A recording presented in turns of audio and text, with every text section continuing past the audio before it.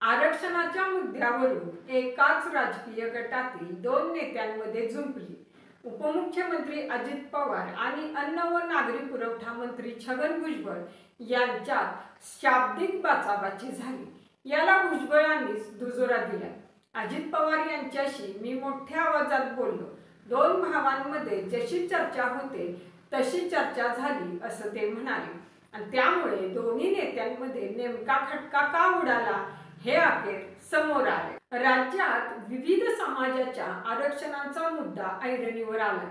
मनोज जरांगे यांनी मराठा समाजाला कुणबी जात प्रमाणपत्र देऊन ओबीसी प्रवर्गातून आरक्षण देण्याची मागणी केली. याला ओबीसी समुदायातून विरोध केला जात आहे.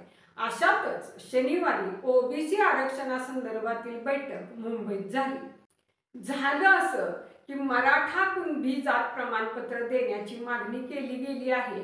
यावर बैठकीत चर्चा झाली.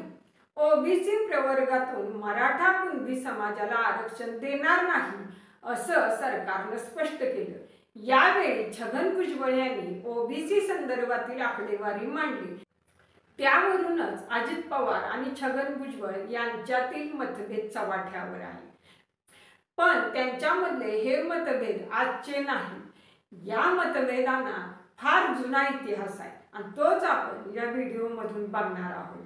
नमस्कार, मी भारती आणि तुम्ही पाहताय बोल हटके. खरं तर या दोन्ही नेत्यांमध्ये असलेल्या वादाला अनेक किनारी आहेत. तसा तो वाद तितकाच जुना सुद्धा आहे. त्याची पाळंमुळं ही थेट राष्ट्रवादी काँग्रेसच्या स्थापनेपर्यंत जातात.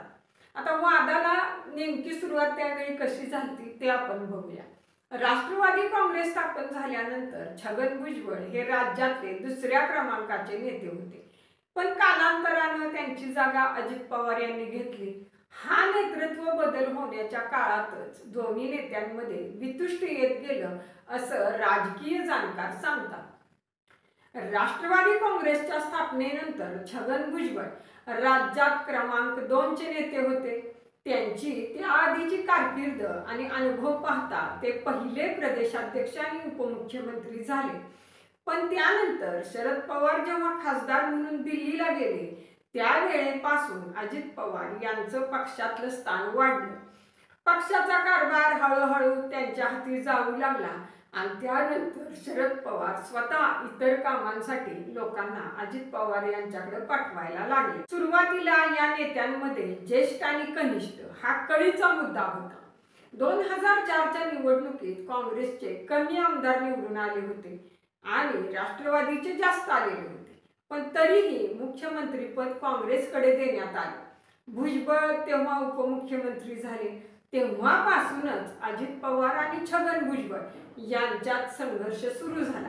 पण राष्ट्रवादीतल्या शरद पवारांसारख्या खंबीर नेतृत्वामुळे त्यांच्यातलं भांडण फारसं समोर आलं नाही. राष्ट्रवादी काँग्रेसनं नंतरच्या काळात रोटेशन पद्धतीनं उपमुख्यमंत्रीपद अनेक नेत्यांना दिलं. त्या काळात भुजबळ नाराज असायचे की अजित पवार उपमुख्यमंत्री आहेत आणि आपल्याकडे PWD खातं आहे. या दोन्ही नेत्यांमध्ये सुरू असलेल्या वाकयुद्धाला भुजबळ यांना भोगावा लागलेला तुरुंगवास हे एक मोठं कारण असल्याचं राजकीय विश्लेषकांचं मत आहे. भुजबळांच्या मनात कुठे ना कुठेतरी हे खुपत आहे की अजित पवारांना वाचवण्यासाठी शरद पवारांनी त्यांना तुरुंगात पाठवलं. राजकीय वर्तुळात ही चर्चा असतेच. सिंचन घोटाळ्याची चर्चा 2014च्या निवडणुकांआधी खूप होती. पण ज्या घोटाळ्यासाठी भुजबळांना तुरुंगात जावं लागलं त्या महाराष्ट्र सदन घोटाळ्याची फारशी चर्चा नव्हती. सिंचन घोटाळ्याची चर्चा होऊनही अजित पवार 5 वर्ष मोकळे राहिले आणि त्याची खंत भुजबळांच्या मनात दिसते. राजकीय विश्लेषक सांगतात की अजित पवार यांच्यावर सिंचन घोटाळ्याचे आरोप झाले. त्यांच्यावर एवढे आरोप होऊनही त्यांना काहीही झालं नाही. पण भुजबळांवर कुठलंही दोषारोपपत्र नसताना त्यांना मात्र तुरुंगवास भोगावा लागला आणि याची चर्चा बाहेर आणि पक्षात दोन्हीकडे होत होती. छगन भुजबळ यांना या प्रकरणामध्ये गोवण्यात आलं असं त्यांच्या समर्थकांना सुद्धा वाटतं असं राजकीय विश्लेषक म्हणतात. राष्ट्रवादी काँग्रेसची स्थापना झाली त्यावेळी भुजबळ हे दुसऱ्या क्रमांकाचे नेते होते. पण कालांतरानं अजित पवार यांचं राष्ट्रवादी काँग्रेसमधील स्थान दुसऱ्या क्रमांकावर येऊ लागलं. त्याला जातीय कारण असल्याचंही बोललं जातं. याबाबत राजकीय विश्लेषक सांगतात, सुरुवातीला दोन्ही नेत्यांमधला हा संघर्ष फार सुप्त होता.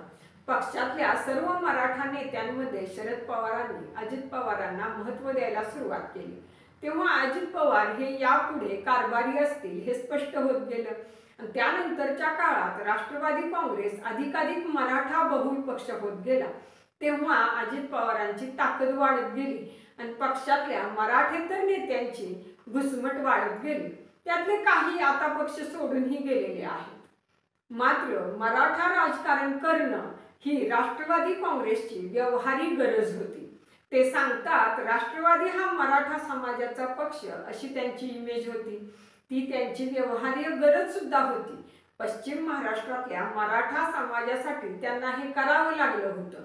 शिवाय त्यांच्या पक्षात भुजबळ सोडून इतर सर्व मोठे नेते मराठाच होते.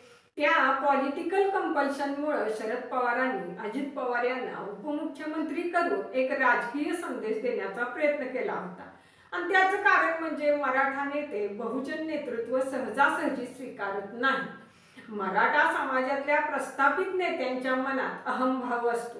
त्यामुळेच सुशीलकुमार शिंदे यांचं पद गेलं आणि भुजबळांसारखा नेता मोठा असून देखील बाजूला सारला गेला. भुजबळांनी अनेकदा पत्रकारांशी अनौपचारिक गप्पा मारताना त्यांची हतबलता व्यक्त केलेली होती.